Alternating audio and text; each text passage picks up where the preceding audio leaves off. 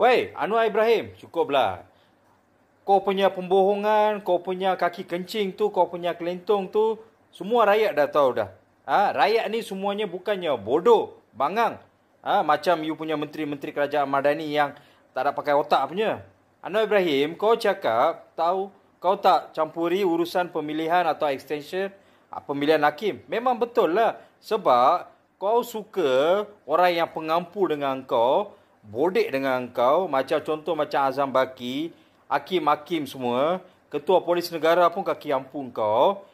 Yang betul-betul kerja macam Datuk Ayub Khan lah semua tu, kau tak nak dijadikan dia sebagai ketua polis negara. Sebab korang ni semua bekas penjenayah. Memang akan ambil mama pemikiran pun memang penjenayah punya pemikiran. Cukuplah Anwar Ibrahim. Kalau kau nak betul-betul nak ban saya punya akaun, terus ban. Kau sumbat saya kat lokap. Saya memang bengar tengok muka kau lah Anwar Ibrahim.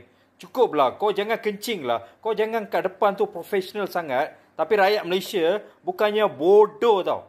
Mereka dah sedar, mereka dah buka mata dah. Dengan SST lah. Macam-macam lah kau cakap. Lepas tu kau cakap ekonomi dah meningkat. Kepala otak kau lah meningkat. Anwar Ibrahim, kalau you berani betul-betul lah, kau pilih lah. Kau jadikan dah Tan Sri Ayub Khan jadi ketua polis negara. Tukar itu Azam Baki tu. Buat lantiklah orang yang betul-betul bekerja. Lepas tu hakim tu. Pilihlah buat extension untuk Tengku Maimun tu.